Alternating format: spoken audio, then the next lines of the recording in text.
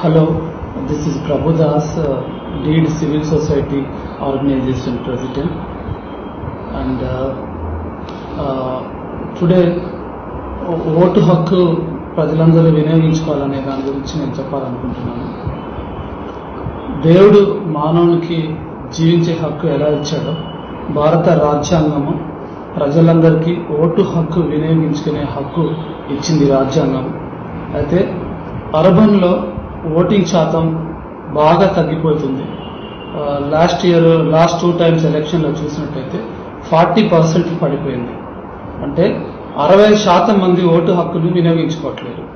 ఎందుకు? చదువుకున్న మనందరం ఓటు హక్కును వినియోగించుకొని సమర్థవంతమైన నాయకుని ఎన్నుకొని దేశం ముందుకు తీసుకెళ్లాల్సిన అవసరత మనందరి చేతిలో ఉంది. కాబట్టి ఓటు హక్కును వినియోగించుకుందాం, దేశాన్ని ముందుకు తీసుకెళ్దాం. జై హింద్.